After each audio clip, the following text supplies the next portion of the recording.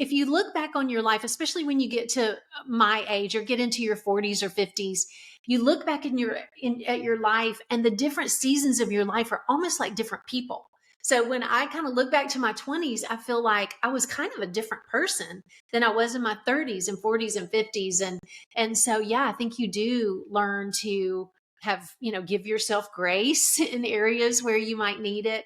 And that certainly translates to the way that we treat other people. But, the bottom line really that we talked about in the book as it relates to relationships is relationships are of utmost importance. So our goal as parents was to get to the other side of the parenting journey with kids who want to be with us and with each other.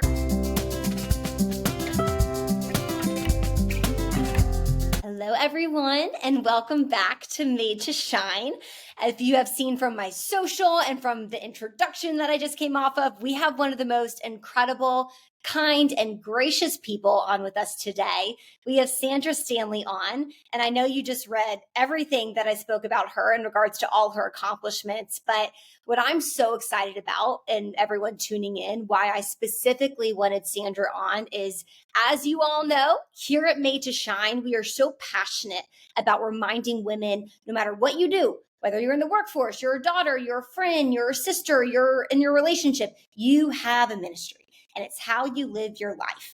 And Sandra has modeled that so impressively through her schooling of homeschooling her own children, running a church with her husband, being a foster parent, with her writing, with her speaking, being a student herself. So Sandra, I'm so excited to have you on today, and welcome to Made to Shine. Thank you for having me, Annie. I've been looking forward to it. Yes. And today we are talking about the last book that you and your husband co-wrote, Parenting Getting It Right. And before anyone tunes me out that is not a parent, I'm not a parent either. And so some of you might be like, this is so interesting. But what I found, I read this book a couple of months ago, and I found that as we were just speaking prior, Sandra, the principles in this book can just translate into all people going through all stages of their life. And what you wrote about in regards to just relationships and connections, whether that's with yourself, with your creator, with your partner, or with your children, it all applies. And it does. And today we're going to be diving into that. And I'm so excited. But before we do, we have to open Made to Shine with the question I open every Made to Shine episode with, which is, what is your favorite quote and why? It's such an interesting question. I think it changes for me in different seasons of my life, but I read a book probably 2 or 3 years ago that was so helpful to me, and just, I don't know if it's a season of life thing, a platform of influence thing, or what, but this book was called Glory Hunger. And it's by a guy named J.R. Vassar. And I think that anyone who has any kind of seat of leadership, whether you own your own business or you're just a boss over a division, or if you're in ministry or whatever it is, it's such an important book. And my favorite quote in it, and the thesis of the book really is that we just all hunger for personal glory. And there's only one who actually deserves real glory, and that's our Heavenly Father. But this particular quote, I just think is so powerful. And here's what he said. He said, when we, like Jesus, love what is most lovely, and value what is supremely valuable, and glorify most what is most glorious, we will begin to experience freedom from the crippling concern of glorifying ourselves. And I don't know if it's just me and my season or whatever, but I just think that's so important. The crippling concern of glorifying ourselves. And I think it's just a human thing. I don't even think it matters what we do. We just always crave for people to look at us and either, like us or admire us, or, we want to perform for people. And I just love this quote. It just is a powerful thing to me. And it's a great book. I love that. I think that's so touching for people, especially the audience kind of tuning into these sort of episodes. We're younger, 18 to 35. There is such this, you got to earn your worth, achieve for love Yeah. kind of mentality. And I've fallen prey to that so many times. And Oh so my goodness. And we just live in your generation too. Your generation kind of was raised on social media or in some form of the beginnings of social media. And that is just what it's all about, is glorifying ourselves at the end of the day. I mean, we can all use it for great things, and we try to, and we should. But at the end of the day, if you're just scrolling through, it's a whole bunch of people just trying to glorify themselves. So I think it's an especially timely idea of, focusing our attention like Jesus on what's most lovely, what's most valuable, and who is most glorious. And then we Mhm. start feeling some freedom from that trap of just constantly, kind of wanting to impress other people.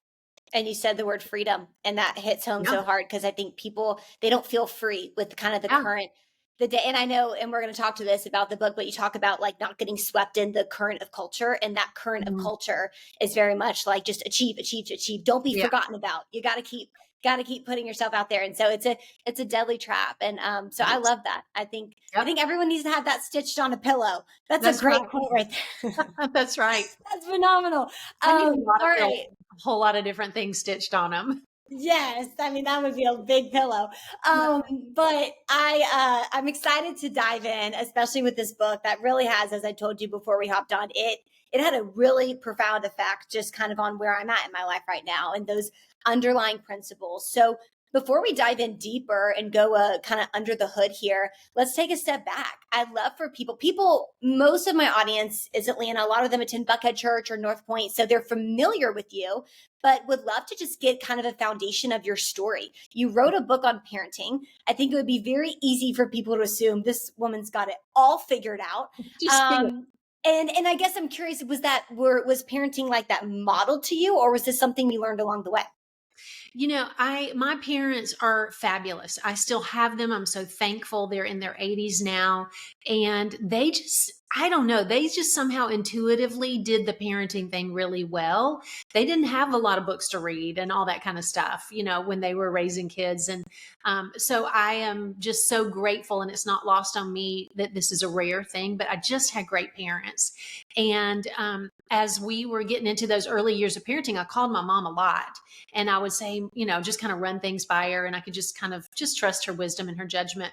I know not everybody has that. And that was, one of the reasons we wanted to write this book is not everybody has somebody they can call. And, so you just need some practical help here and there. But my own story, again, great parents. I grew up in church. I came to know Christ when I was young, didn't have any crazy, kind of running from God's story. Just all the normal things that that everybody kind of deals with. But my dad's a military dad. He did 4 years of active duty before we were born, and then he was in the reserves for 20 or 25 years. I can't remember. And so he was, kind of Mr. Military, but very loving. And I've got just kind of funny memories. My dad would march down the hall in the morning, waking us up in his military, drill sergeant voice. And it was always kind of with a little bit of humor behind it. So it wasn't like we were scared of him or anything, but he would be like, all right, feet on the floor. What are you going to accomplish today? And I honestly think, and I tell him this all the time, and that this is all his fault. I am driven to accomplish. And I think it's because the drill sergeant put that in my head every morning of my childhood. So I love getting things done. I love things orderly and organized. Part of that's temperament and personality, I know. And then part of it was training with the military dad. So I'm curious what branch.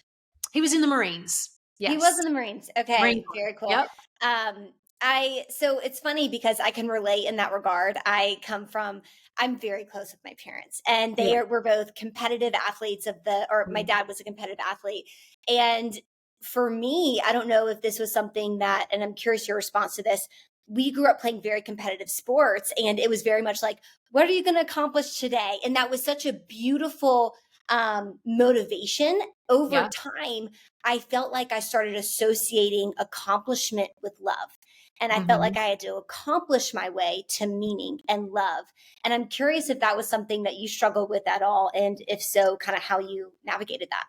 That I think it can easily be that. I think my mom was the balance to that just kind of helped, kind of keep things in the middle. So I don't feel like I was performing for love. I think it was just my own personal, I like to accomplish stuff. And I like to understand what I'm doing. And I went to Georgia Tech. So I've got kind of a background of just, efficiency is really important to me. So I have never met a system that I didn't feel like I could make more efficient. I can plug in a new variable and calculate the amount of change it brings about on the other side. So those are the things you learn in engineering. But I'm just kind of driven that way. But that's inside of me. That I don't think that's because of necessarily the way I was raised. And in parenting, I really had to dial that back because one of the biggest lessons I learned, and probably if I'm thinking about maybe my biggest regrets in parenting. And this translates to all relationships, not just parenting.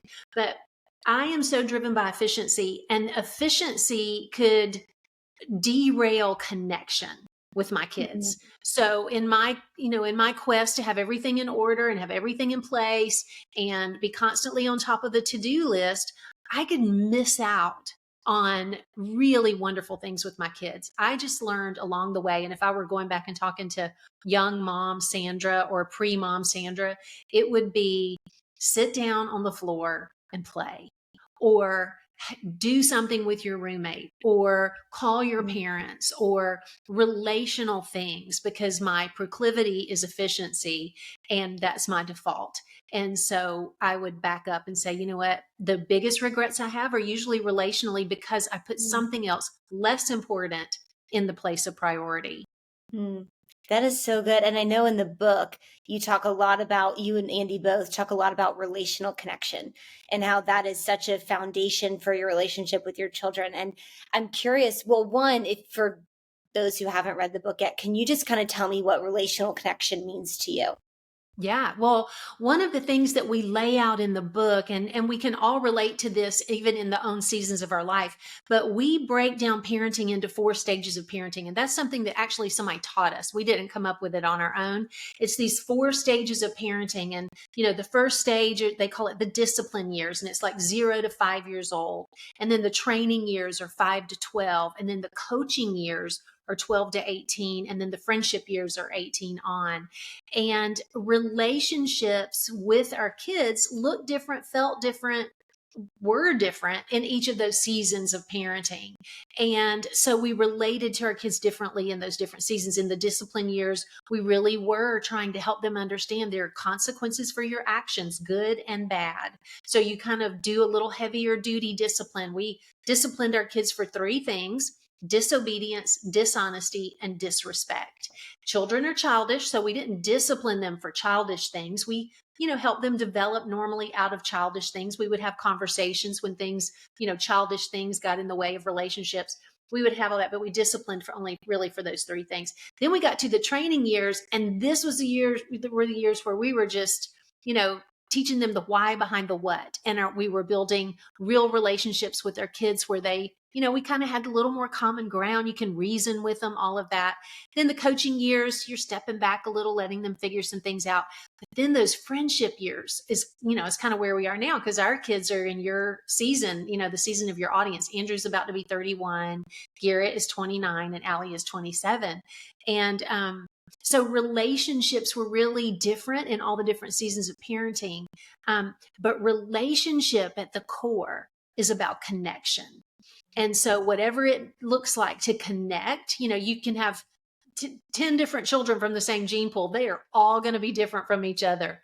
All your friends are different. All your family members are different. Connection is different with everybody. So, being a student of other people is a really big deal. So for me, to answer your question, relationship is really about connection, regardless of the age and stage. I think that's so powerful. And I've seen in my life, I've seen just growing up in sports and experiencing how different parents raise their children. Sometimes it's hard for parents to let go of their relationship from certain seasons. That's right. And I'm curious, would you say that there's a connection between being able to do that more feasibly when you have kind of experienced that within the own seasons of your relationship with yourself. Like you Yep. going through different seasons with yourself and having to navigate that self relationship. Yeah, I think that's probably probably true because we all go through different phases of life. You know, if you look back on your life, especially when you get to my age or get into your 40s or 50s, you look back at your life, and the different seasons of your life are almost like different people. So when I kind of look back to my 20s, I feel like I was kind of a different person than I was in my 30s and 40s and 50s. And so, yeah, I think you do learn to have, give yourself grace in areas where you might need it. And that certainly translates to the way that we treat other people. But, the bottom line really that we talked about in the book as it relates to relationships is relationships are of utmost importance. So our goal as parents was to get to the other side of the parenting journey with kids who want to be with us and with each other, even when they no longer have to be. So 18 and under, your kids kind of have to be with you. They don't get to, nobody gets to pick their parents, right? And so our goal was to parent along all of those different stages of parenting in such a way that when we got to the season actually where we are now, our kids still want to be with us and with each other, even though they don't have to be. And I was telling somebody the other day, I think if I didn't know my kids, all three of them, and I met them, I would want to be friends with them. And and that's the kind of relationship we're in now. And I think what we do in even in our younger years, preparing ourselves for the later seasons of life, and then certainly through those years of parenting, it matters so much what we do and how we do it to get to the place where we are now with friendships with our kids.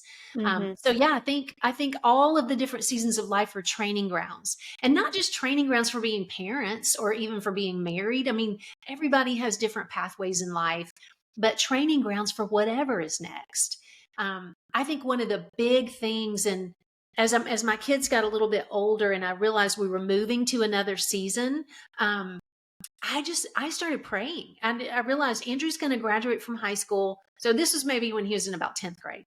I realized that thing that everybody told me, your kids are going to grow up and leave one day, that when you're parenting in the heavy weeds of parenting, you're like, I don't think they are. I think I'm parenting for the rest of my life. I'm on a merry-go-round that's never going to stop. You kind of feel that sometimes. So when I realized it was a reality, when Andrew graduated, the next year Garrett would graduate right behind him, and then 2 years later Allie would, and then we would be empty nesters. And so I just started asking God to begin casting vision for the next season of my life, even 3 years ahead of this all starting to unfold. I just started asking God during my quiet time, God, would you just begin casting some vision for the next season of my life? I recognized that I had a unique platform of influence, but we all have platforms of influence. And I wanted to leverage it well. I knew that I could just kind of flit my time away and do stuff and probably have fun and do great things and maybe accomplish some things. But I just wanted to be more intentional than that. And I think, Annie, what I would say to your listeners, regardless of the season of life or the path, you will find yourself coming to forks in the road or places where you recognize that your life is transitioning to a different season. Begin praying early and asking God to cast some vision for what He wants your life to look like. Because we all know outside of His perfect will, outside of His will, we're not going to be as fulfilled. We are not going to be as free to be all that He made us to be. And so asking Him, I think He delights in answering that prayer of giving us vision and showing what He wants us to do next. So good. And I think, you said so many things. You said vision, you said, just going through the different seasons of life. And I think, especially what people my age struggle with is the waiting that's part of the recipe of getting to those seasons that we look forward to the most. Whether that's, you mentioned being a parent and your kids actually want to spend time with you, and you're currently the parent of a toddler and you're like, I would love to get to that season where they're 30 and out of the house. Or maybe you're younger like me and it's more about friendships or relationships or career. But in the book, it talks a lot about the power of waiting. And on page 5, it says, again, you can cram for a test. You can't cram for a crop. You sow, water, fertilize, protect, and then wait and wait and wait. Yeah. And I loved that because we live in such an instant gratification world. I joke it's like the microwave world. We put our goals in the microwave and want to set it to 10 and have them come out 10 seconds later. But I feel like God's more of a crock pot kind of God and likes things to simmer. And so I would love to hear from you, Sandra, someone who I know has gone through waiting seasons, praying prayers. You said pray early. That indicates there's a waiting period. Right. Why is it powerful to have a waiting period as you wait for seasons? Well, it's there is going to be that's reality. It's not going to be pop it in the microwave and you have everything the way that you want it to be. So the reality is we are going to wait. And the question is, am I going to have self-control in the waiting? Am I going to trust the Lord in the waiting? Am I going to do the things that he's asking me to do in the meantime? All of those things. And one of the biggest ones, I think, for all of us is the idea of self-control, because it could be, we're trying to manipulate circumstances to get there faster, or we're trying to manipulate people to, make things happen that maybe the timing isn't right or whatever. And I think self-control is like a muscle. The more you exercise it, the more powerful it gets. And exercising self-control while you're single or while you're, before kids, it will definitely contribute to your patience and self-control later. And then back to your point about later is longer from the book, we use that farming metaphor of, you can't cram for a crop. You sow, you water, you fertilize, you protect, and then you wait. I love that metaphor because I think it's related to the idea that later is longer. Now is short. Later is longer. In our parenting, we have to remember the importance of this in so many arenas. And one is, we can't prioritize friendship with our kids when we're in the training and coaching season. We can be better friends for them later if we do the training and the coaching now. And that sometimes takes some self-control. We can have things, of course, during those seasons that look and feel like friendship with our kids. But at the end of the day, we have to wait for that. And we have to do the appropriate things to get us there. And it's worth it because later is longer. The friendship years with our kids are enhanced when we parent them the right way during the parenting years. And, we talk about delayed gratification and all that. This whole idea of self-control and delayed gratification applies in so many areas of life, but it's just so important. So sitting back, waiting, we don't just sit back passively, though. Of course, we're just obedient in what God gives us next. One way that I sometimes say it is, I'm just going to say yes to the next thing God calls me to do. And ultimately, doing that and being obedient in the little things leads us to where he's going to, where we're going to have the most fulfillment and happiness and excitement and gratification in the long run. Absolutely. Saying yes to the next thing that God is asking you to do. I don't know if you're familiar with Frozen 2. Have you ever seen that movie, Well, Sandra? I can't remember if I saw Frozen 2. I definitely saw Frozen 1. Okay. And I feel like I've heard enough about it. Yes, there's a song in Frozen 2, and it actually has been kind of an anthem for me in seasons of uncertainty, which is I'm just going to do the next right thing. And so that's what I thought of when you said that, but it's so true. And it made me think, I was reading, you said somewhere that one of your capstone moments was your 50th birthday. And I think Andrew said they all gave notes, and he said something he witnessed you doing throughout your life was sacrificial no's. And that touched you so much. And I was just thinking waiting it's about saying yes to the next right thing, but it's also about saying no to the right things. And so I'm curious if you can kind of talk us through, obviously that meant a lot to you. What's the power of saying no to things right now that could lead to yeses later on in a better season? That I'm so glad you brought that up. In the book, I talk about categorical no's. So in different seasons of the parenting journey, and of course the context I was talking about it in the book, of course, is parenting. So in different seasons of the parenting journey, I had what I called my categorical no's. So when the kids were little and it was, all hands on deck and I was full time wiping bottoms and noses and changing diapers and doing all the things, I just didn't have a whole lot of time for having lunch with friends. Or certainly a big categorical no for me was saying yes to writing projects or speaking things or things that I'm doing a lot of now. In that season, those were categorical no. So when those invitations came across my path, which they did because of the position I was in with Andy, it was just an automatic no. It's just, I'm not in the seat in that season now. And in my mind and in my heart, there's a little thing of feeling like I was missing out occasionally, but I knew that I was doing what I was called to do in that season. And so the way I would say it is, this is a no for now, not a no for always. This is just a no for now, not a no for always. And that gave me some peace about the idea that in a different season, I can pick up some of those things and say yes to them. I mentioned lunch with friends. I have the personality where I have a smaller group of deeper friendships. I have friends who just have so many friendships and they love everybody and that just works for them. That's how they are wired relationally. So it was easier for me not to say yes to every lunch opportunity during that season. So that wasn't a huge sacrifice, but there were things that were sacrifices. And as the kids got a little older, I could start broadening some things and saying yes to a few more. But to your point, having those intentional, I've thought it through already kinds of things in your mind in certain seasons of life, it does allow you to say yes to the most important things. And if you don't have that somehow in place in those busy years, whether it's busyness with starting a company or, whatever your big calling is in the season, if you're saying yes to everything else, you don't get to say yes to the most important things to the degree that you want to. And that's where you find that you have regrets later. And so minimizing those regrets later is being intentional about how you spend your time now. 100%. I once heard a quote. It was, when's the right time to have the map? Is it when you're in the woods or before you go into the woods? And Right. It's before you go into the woods. That's And right. I think a lot of us, whether, like you said, whether you're in a career focused mode and you're trying to build a company or your career, or you're building your relationship, or you're about to get married, or you're, running around with 3 toddlers under your belt, there's going to be moments where you're going to have to decipher what's worth saying yes to and what's worth saying no That's to. right. And Right. your yes is only as powerful as your no.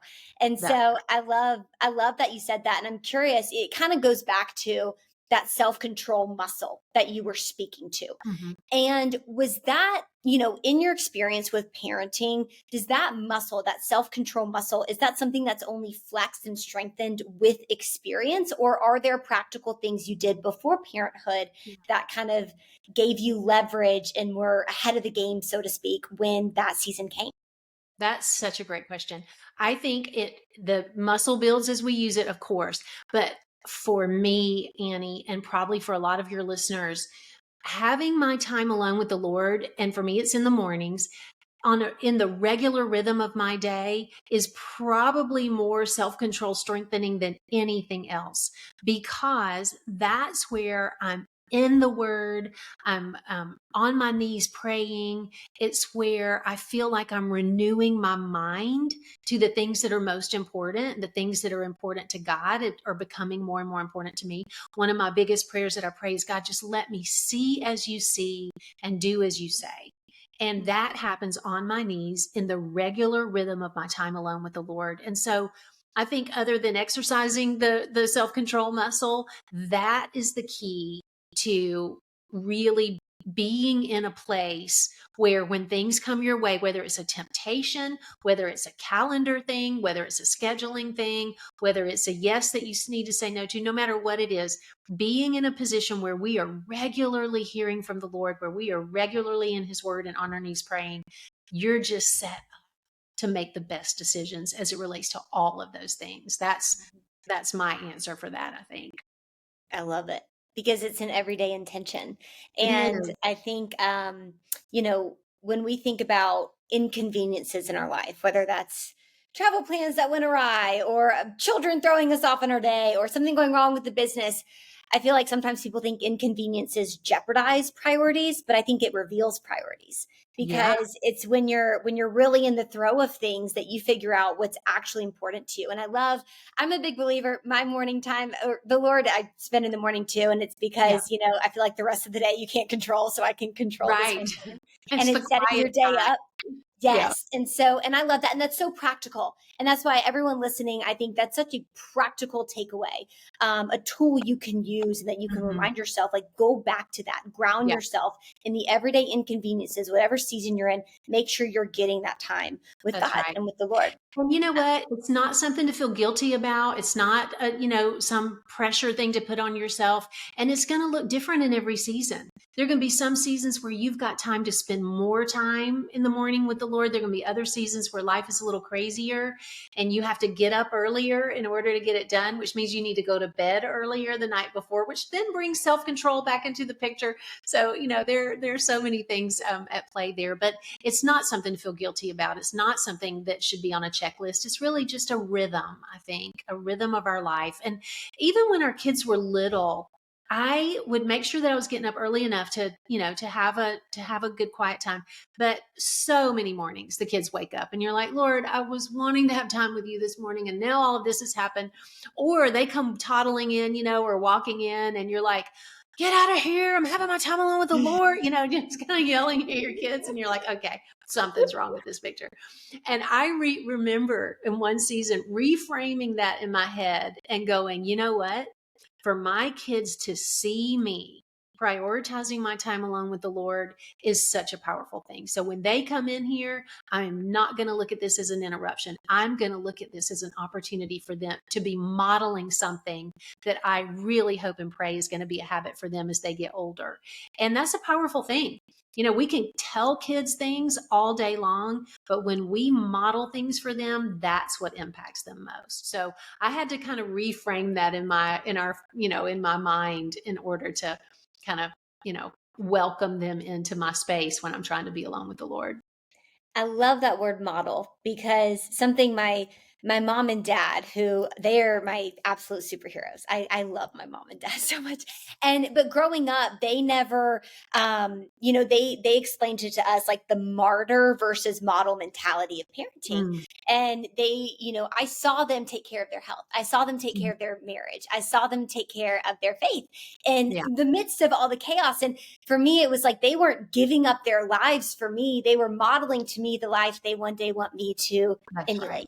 And Yeah, that was so powerful to me, because now as a young woman, I recognize there are all these things that I need to do to make sure my life is full so I can pour into other people. that's And right. having children, friends, partners, Hmm. whoever see that and witness that, it's not an inconvenience. It's a weapon. It's a That's superpower. exactly right. And for the listeners who are listening in right now going, man, I wish I had that. I did not have that. You can be that for the next generation. And that is so important to, break cycles, to start fresh, to do what you need to do, get help with what you need to get help with, any things from your past that are holding you up now, cleaning all that out, dealing with things and letting your life be the break in the chain of some unhealthy family things that have happened in the past is so important and so powerful. So if having the kind of parents that I had and that Annie had is not your story, I would just encourage you, you know what?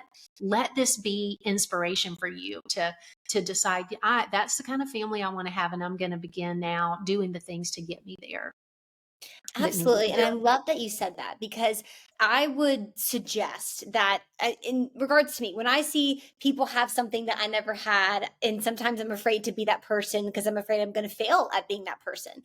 I can imagine there are people listening, like, I didn't have a mom like Annie and Sandra, so I'm scared to be a mom because I didn't have that example. And in the book, there's a quote like, "Don't bail, let them fail." And it Yeah. was about your kids and about like letting them mess up, letting them Yeah. fail. And I'm curious how, kind of, what your relationship with failure, how that's changed since you've had children, and how Yeah. that can kind of aid in people listening that are afraid of failure. It was easy to write about that, Annie, and a lot harder to actually do it. When your kids, that was something that was in the coaching chapter. So when your kids are kind of, 12 to 18, and especially as they start getting to the upper end of that stage of life, in their teenage years and driving and all the things, getting jobs, getting ready to go to college, all those things. That's a season of life where they really do need to experience natural consequences for things rather than us quickly taking the phone away or taking the truck keys or, doing things like that are kind of easier punishments. We tried to focus on, and again, our goal was relationships, and relationship restoration was a big deal to us. So when things happened in those seasons, we let them experience some natural consequences and relationally came alongside them. And instead of saying, here's what you need to do, or let me help you with this, it became a, hey, I'm taking a step back and I see that, ooh, you've gotten yourself in a situation. What are you going to do about that? And how can I help? Rather than, here's what you need to do, you rephrase it, and you're not going to dive in. If they say, well, you can help me by fixing it, that's that's a no-go.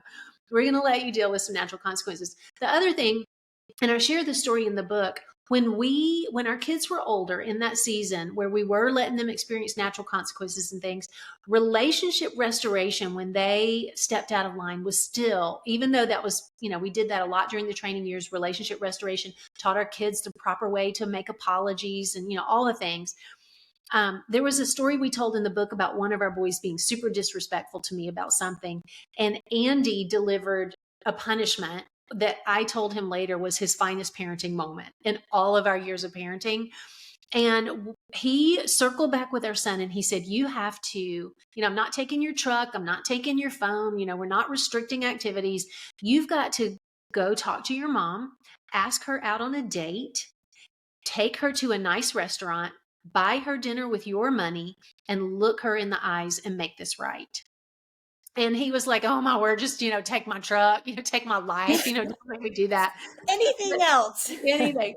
So he came downstairs and he said, Mom, I wondered if you would have time to go to dinner with me tonight or tomorrow night. And I said, I would love to. That would be great. So we get in his truck and he takes me to Macaroni Grill over on Windward Parkway. And we're sitting there in this booth and we got our olive oil with the pepper on it. We're, dipping our bread. I have a snapshot, Annie. I can remember exactly. I mean, even the shirt he was wearing and his big brown eyes. And he looked at me while we're having bread and he said, Mom, I am so sorry I was disrespectful to you that way. You did not deserve that. And I hope you will forgive me. And I was like, no, I'm mad. So no. I mean, I was melted in a puddle. Of course, I was actually okay after it happened.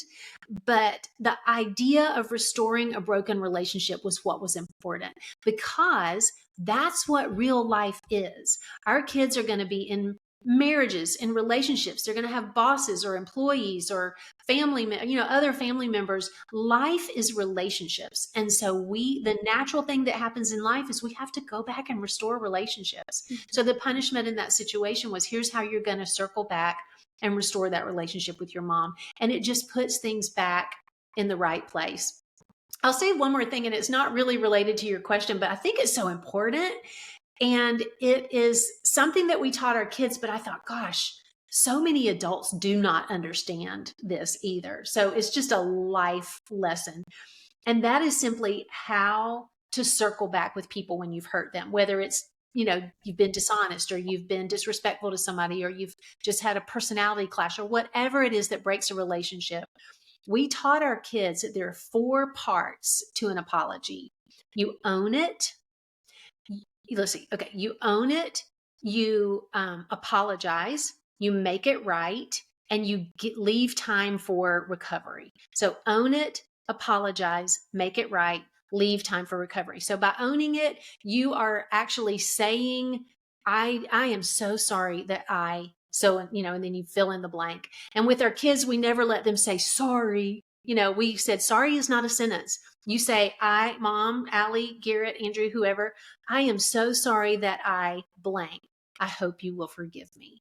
And so, owning it, apologizing, making it right. Sometimes there's a time for restitution. We return something we took. We we fix something we broke, we reimburse someone for, breaking a thing, or sometimes we offer a gift with our apology, not because it replaces what we did, but because it underscores the sincerity of our apology.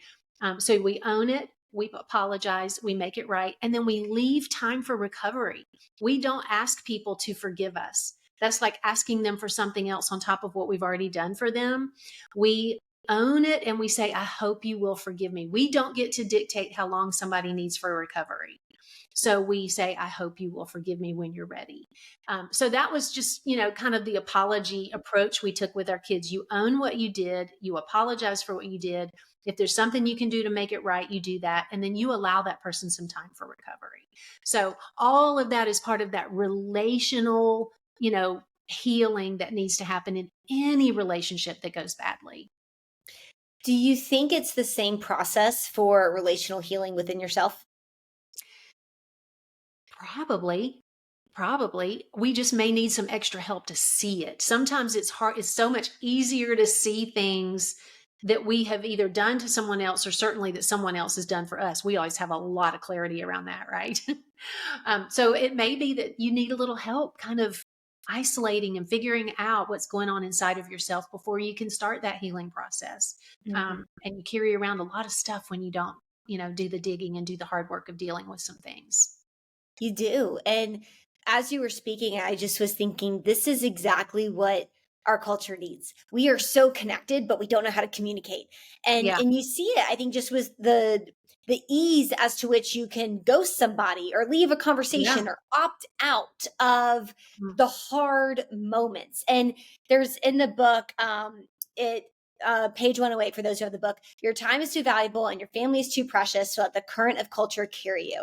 Mm. And when I think about this current of culture, I'm curious, what does that mean for you right now? Or how do Mm. you perceive this current of culture as you defined it as? Um, there's so much going on in our world that it's a meaner world than it's ever been before, because everybody has an anonymous microphone and then they can just spew what they want to say on social media and be passive aggressive without it actually feeling the way it does when you're talking to somebody face to face. But I think that we just live in a culture that's so different than it used to be. There's so much more there. We're all on information overload. We are aware of everything. Everything is at our fingertips. And I think probably in the context of the book, I'm trying to remember, but I think we were talking about, just the things our kids are dealing with now that we just, that Yeah. weren't a thing when some of us were growing up, or maybe even when you were growing up. I mean, so much has changed for parents who are parenting right now.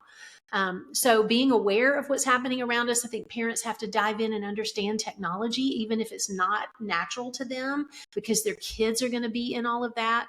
So we just got to, we kind of have to be paying attention all the time. 100%. And paying attention, I think, is the key there. When I read Current of Culture, what actually came to mind is one time I was at the beach. I was at our seaside, which we were talking about before this, Mm-hmm. and I was in the water on a floaty. And before I knew it, I looked up. I was like, "Wait, where? Yeah. It's way out there," and I didn't even recognize You how didn't far I even had know you were drifted. drifting. Yeah. I didn't know. And so I'm curious, what are trigger warnings or Mm-hmm. signs that maybe you're being carried in a way that isn't conducive to whether you want to be the best parent possible or the best Mm-hmm. self possible, have the best relationship with the creator? What are some, I guess, overarching themes of trigger warnings you can look for so you are aware of the Yeah. current drifting you away? I think it depends on the season of life that you're in. But one of the things that Andy and I talk about all the time, we talked about it with our kids a lot. Andy, actually kind of wrote a whole book about it. We having guardrails in place that we bump up against is so important. A guardrail is something that you bump up against before, ahead of time, before something becomes an issue. So whatever the big issues are, you draw it in a little bit and you let those be your guardrails. And so having guardrails in relationships and having, healthy relationships, whether it's dating relationships or relationships with friends, you want to have guardrails in that area. We want to have guardrails about our health, the kinds of things that we're putting in our bodies. We certainly want to have guardrails about what we're watching. and what we're entertaining ourselves with, and what we're binge watching, what we're listening to, what we're allowing to filter into our lives. And here's the place where I think it's so important. One of the things we talk about with parents is we always, and when it comes to spiritual formation of our kids, our goal with our kids was for them to own their faith, for it not just to be mom and dad's faith or something that we do on Sunday, but for them to truly own their faith. And the way that we do that is by intersecting our lives with our faith and with what God would have us do. And so I think guardrails are a big way that we step back and we say, okay, what does God say about this? And how do I let his word become the grid that informs my everyday life decisions, the practical things that I do? So I think as it relates to drifting and putting ourselves in a position where we know whether we're drifting or not, we have to have guardrails in place. And that comes in every category of life, whether it's our health, whether it's our relationships, whether it's our entertainment. And that goes back to the cultural climate too. Sorry, I missed that. That goes back to the cultural climate too. That whole idea of, I mean, everybody's been binge watching everything. And as a person in ministry, here's a conversation that happens a lot. Oh, I just watched this great series and it's about a so-and-so and so-and-so, but maybe you probably shouldn't watch that, Sandra. I'm like, okay, why do you think they say that? Well, I think, pastor's wife, all that, as they're talking about it, they're remembering some of the scenes or the language or the F word that they say in every other sentence, or whatever. And they're like, oh yeah, maybe you shouldn't watch that. So it's just so funny. I think we're all actually aware of it, but in our own lives, we do become numb to things. When we're entertaining ourselves with something over and over and over again, we become numb to the fact that we're entertaining ourselves with sin. I mean, it's just, so anyway, so having guardrails in place is super important. I think that's so powerful. And that goes back to kind of the overarching theme of everything we've been speaking to, with self-control, intention in your day, having guardrails, having the map before you go into the forest, being able to put those boundaries in place, having the conversations, the hard conversations, being able to fail forward, all of the things. And the last question I really want to ask is kind of around what you just were mentioning in regards to, our culture in the current of it and getting swifted away. I guess in the position that you're in, how are you, one, in the culture with people, able to love people, but not be of the sin of the culture? And I think that people in my audience struggle with that. It's like, I want to relate to people and be friends with people and in all the sorts, but I also have these values and I have these standards and I want to follow Jesus. Yeah. So what I guess would be your parting advice for people with whatever season of life they're in, a parent, a single parent, a single person, a married person, for that specific question? I think partly it goes back to what we talked about earlier about the rhythm of our day being, our time alone with the Lord, because it's a renewing of our mind on a daily basis, like a reset button. But I think it's important if we are, if you really are someone who wants to walk with the Lord and let him influence the way that you live your life, I think we have to get in the habit of letting our faith inform our social media behavior. Let our faith inform what we entertain ourselves with. Let our faith inform any anger issues, getting help with the things that we need, all of that. We really do. It's all about having a filter of faith through which we make our decisions. And a lot of clarity comes when we ask the hard question of, is this good for my relationship with my Heavenly Father, my relationship with my spouse or with my significant person in my life, my relationship with my children? Is this decision I'm about to make going to be good for those relationships? And I think a lot of clarity comes on the heels of that question. So I would say, again, I'm all about relationships. We were parenting with the relationship in mind.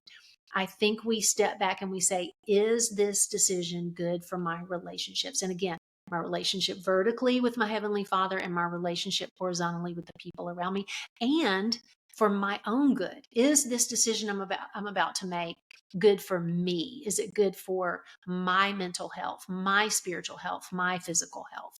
I think that's a very clarifying question. Is this good for my relationship with my Heavenly Father, I love that's so practical. And that's Mhm. so applicable to any season of life you're in. Is this good for my children? Is this good for my career? Is this good for those things that we're having to give sacrificial no's for because we're wanting Right. to reap this harvest later on? Yeah.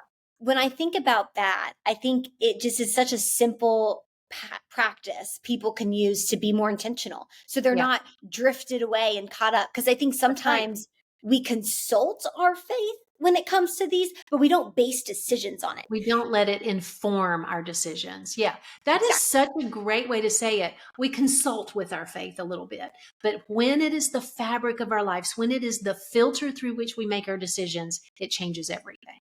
It does. We consult, we don't, or we inform, and it needs to be Yeah. the basis, the foundation of it. Yes. That's so good. I love that. All right, Sandra, where can people find you Let's online? see. I'm on Instagram, of course, and resources. You can find the book on Amazon or my website or Andy's website or Northpoint website. It's kind of everywhere, and yeah, that's about it. Thank you. And I'll be putting all the links for her socials in the book below in the podcast. So check those out, everybody. Sandra, thank you so much for Thank being on Made to Shine you. today. Thank you for having me. It was a pleasure.